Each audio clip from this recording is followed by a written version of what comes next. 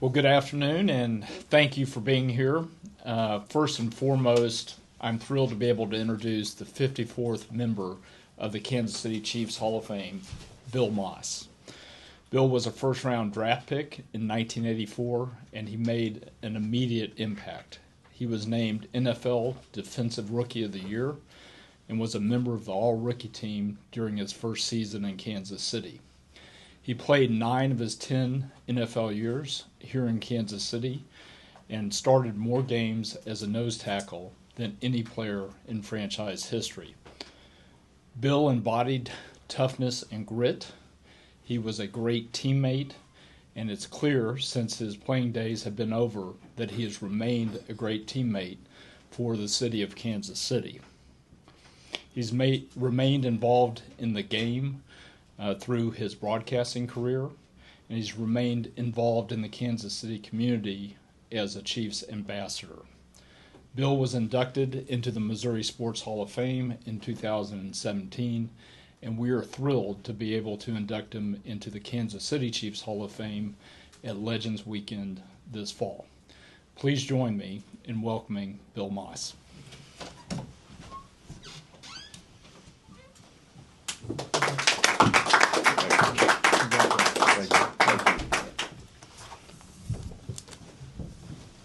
What all will we say? How we doing, guys? Hey, what an honor, Clark. Can't thank you enough. Sitting here filled with gratitude and humility. I know all the names on that wall. I know all those guys personally, and it's an honor to be a part of that group, and I don't take it lightly. So, for everybody that's been on that journey with me through this time, it's been long. There's been some ups, there's been some downs, but I'm glad to be here with all of you because you've been here through the journey with me. My friends, my teammates, my coaches I've been through, those guys pushed me, pushed each other, got us to where we wanted to be, that we were brothers for life, helped me get to the place I am right now, here as a Hall of Famer for the Kansas City Chiefs. It means a lot to me, and I'll carry it with me with a lot of pride. I appreciate it. Thank you, sir. Yeah, all right. absolutely. Go ahead and open up, Adam. Hey, Bill. Hey, congratulations, Thank you. by the way. You accomplished a lot in your playing career. Where does this honor rank in your career, making it to the Chiefs Hall of Fame? Yeah, I mean, it's kind of stamp of approval, if you will, for the efforts you put into it. I was talking to somebody today, and, Lombardi said, you've seen it, football isn't just a game, it's a way of life. It was a way of life for me.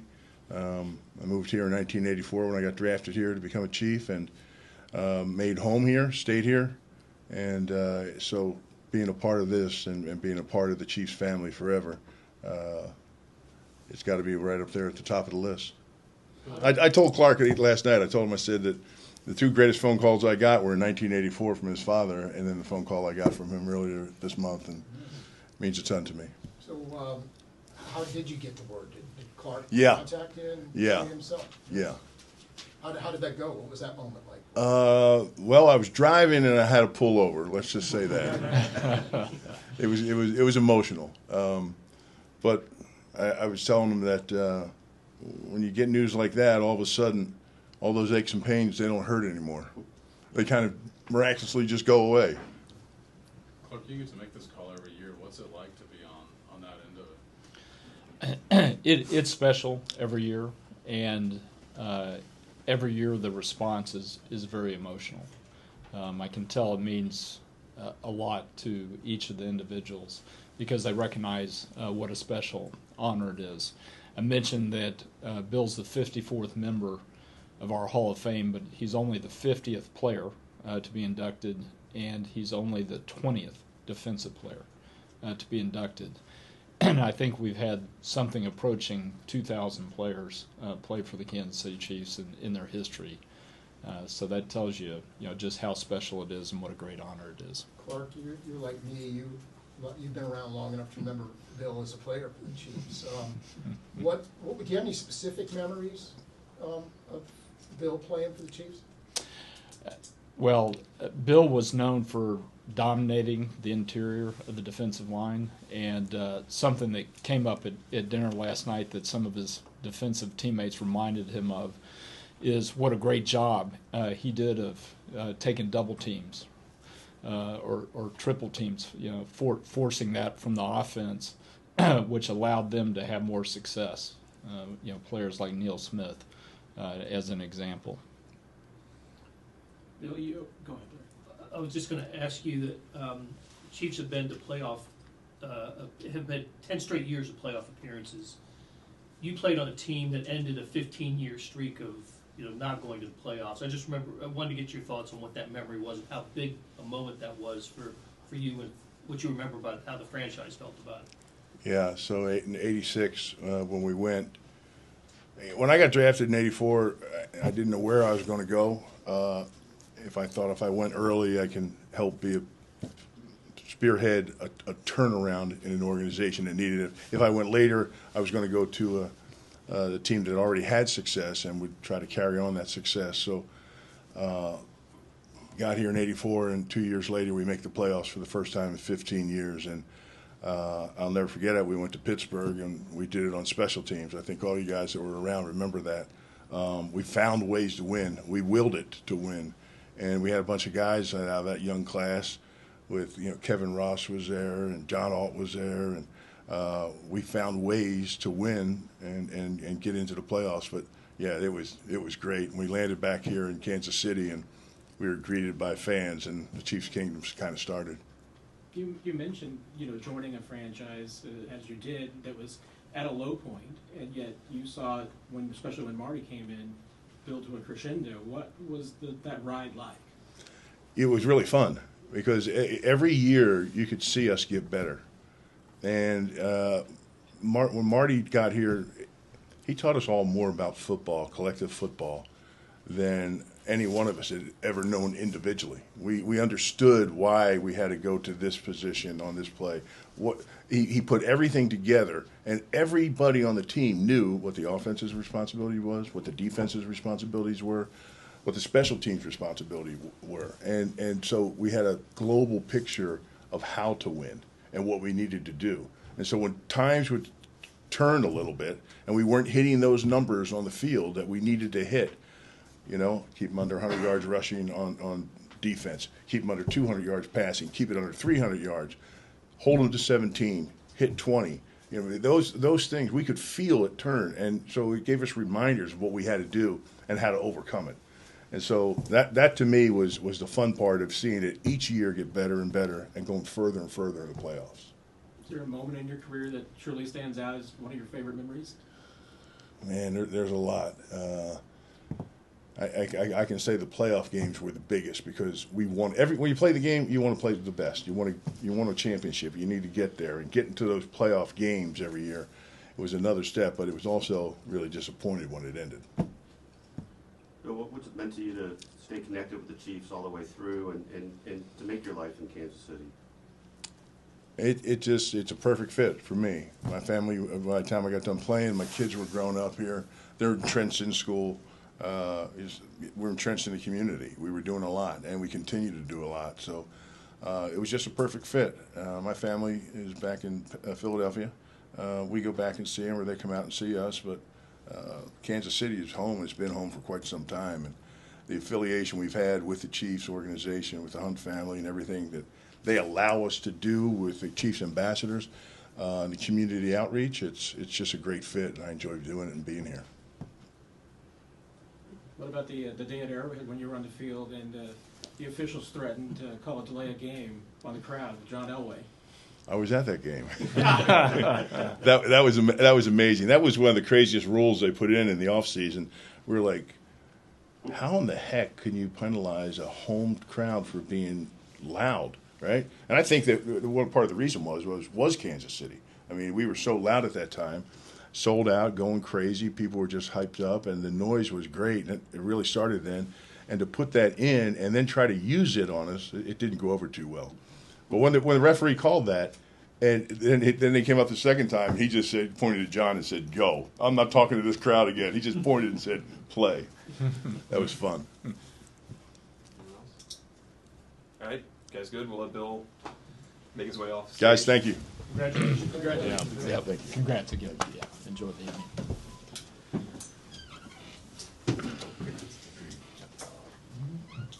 All right, we'll do a quick reset and open it up for Clark. I'll just say, as a opener, beyond getting to announce the next Chiefs Hall of Famer, this weekend's always one of the most important ones in the National Football League. If you want to have an opportunity to compete year in, year out, you need to draft well every year. We're fortunate to have Brett Veach here in Kansas City. He does such a tremendous job with his staff on preparing for the draft. And I thought last night he did a great job, let the draft come to us, ended up with a outstanding player who I think will make an impact here in Kansas City for many, many years. Did you have some feeling you wanted to see that position reinforced? Well, certainly there was a lot of discussion about the offensive line following the Super Bowl. And Brett, as he often does, took advantage of free agency to go ahead and reinforce it. And I think that's one of the best things that he does is he puts us in a position going into the draft where we don't have to draft based on need. And particularly when you're drafting as late as we do every year, being able to take the best player available gives you a chance of getting somebody who can stick with the organization and make an impact long term. Last night it turned out that it was a left tackle, which was a good fit from a position standpoint, but more importantly, he was the highest rated player we had on the board at that time. What was just the vibe in that room? You know, obviously the past couple of years you guys have lost front office members because of your own success that are now leading other organizations, but how's that changed and what was it like last night? Well, we have had some guys move on to other organizations, and I think that makes the chess game that's going on behind the scenes among the GMs even more interesting because those individuals know Brett so well and he knows them also. So trying to think about what they might do, usually drafting ahead of us, comes into play. But it's a great group that we have here. Having lost people, we still have a lot of continuity, a lot of experience in that room, people that both Brett and Andy trust. And as I mentioned, they had a great plan going into the evening. We had the surprise bonus of trading with Philadelphia there at the end of the first round. Something that I certainly wasn't expecting, to move one spot back and pick up a fifth-round pick, and that was an added cherry on top, I think, to getting a player that we really liked as well. Since the announcement of the Chargers going to Brazil to play in that game in Week 1, there's been speculation that they want you as the opponent in that game. Would you be interested in having the team go down to play in Barcelona or in Brazil? So we're open to playing internationally whenever we have the opportunity. We have the marketing rights to a number of countries now, and we would be excited to play in any one of those countries. But I've also heard the speculation about Brazil and being the Chargers' opponent, and it's something that we would welcome and embrace. I don't know when the NFL is going to announce it. It's usually a little bit ahead of the schedule release, so we'll probably know in the coming days. Has the league said anything to you one way or the other about that game? They haven't. They haven't yet, no. Speaking of that, why was adding Spain, the UK, and Ireland important to the organization from a marketing standpoint? Well, I would start with mentioning what a great experience we've had with Mexico, Germany, Switzerland, and Austria, the original countries that we received the marketing rights to. And we'd talked for several years about wanting to expand. And Spain was a relatively new opportunity that the league made available a couple of years ago. And we just felt that was a natural in terms of growing our footprint in Europe. We really sort of looked at the continent from a strategy standpoint and said, look, we're already in the Germany area. Adding Spain and then also adding the UK and Ireland, give us a really broad footprint in the continent, and we think that'll be beneficial to us from a marketing standpoint going forward. Clark, we last talked to you a few weeks ago at the owners' meetings, and at that time, stadium-wise, you guys were still considering options on both sides. Is that you guys still in the same position as you were a few weeks ago? We are, yeah. We've continued to have really good conversations on both sides of the state line. We certainly feel a sense of urgency, and we would like to be able to move the process along. And I think those dialogue, those conversations are picking up and improving. You Is it talked about possible? a sense of urgency. Is there a deadline where you'd like to have a decision made?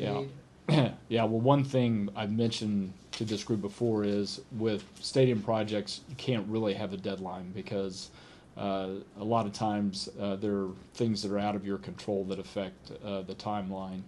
We're certainly focused on making as much progress as we can this year. We're aware of the timeline that it requires to either renovate Arrowhead Stadium or build a new stadium. Those are not short projects, and we want to make sure we have the appropriate amount of time from both a design and construction standpoint.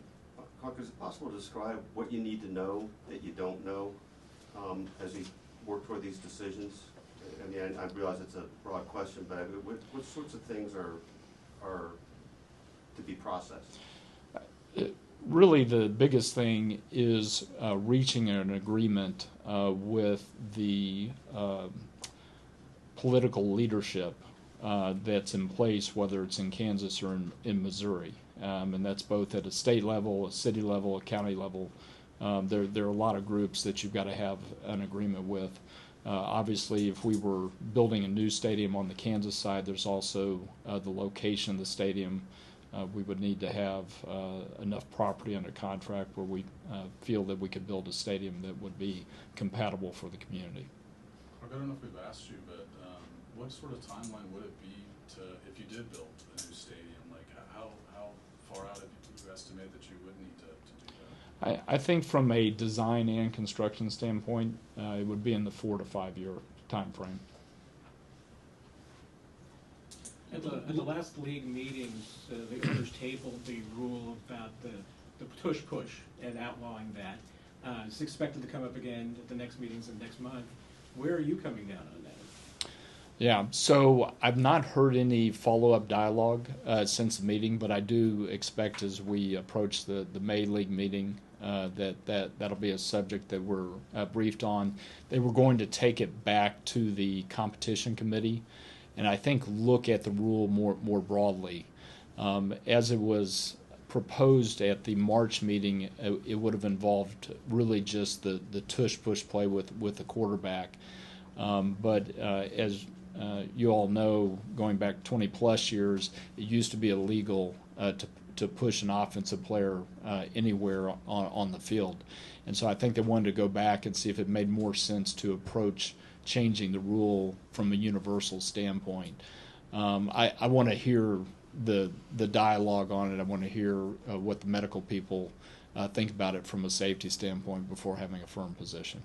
Do you think there'd be more broad support then if there was a rule just against pushing and pulling, like a ball carrier, for instance? I think it may make more sense to approach it that way, because if it truly is a safety issue, then it stands to reason it's not just a safety issue with a design quarterback sneak. It would be potentially a safety issue more broadly. Just to follow up on Sam's question about the timeline, the new stadium would be 4 to 5 years. If it was if Arrowhead was renovated or somehow, what's the difference in that time frame? I really don't think it's much of a different timeline because a renovation project we could only work on during the off season. So your construction cycle is shorter each year, even though at the end of the day you're doing less work. So I still think it's in that 4 to 5 year time frame. Adam, go ahead and close it out. What are the changes, if any, to the stadium to prepare for the World Cup? I mean, what will fans see different, if anything, this fall? So I don't know how noticeable it will be, because for the football season we're going to have all of the existing seats replaced. But we've been going through a process which started back in March to remove approximately 8 rows on the north side of the stadium. So it's taking out all the seats, all of the concrete risers. There's limestone underneath that we've had to remove. And so it's been a fairly major surgery to the stadium, which is ongoing. For the football season, we're going to put aluminum risers back in with the seats that were there before we took them out, so that the fans who own season tickets in those seats are not impacted. So you won't lose much, if any, capacity, is that? That's correct, yes. All right. Awesome. Thanks a lot. Yeah, thank you.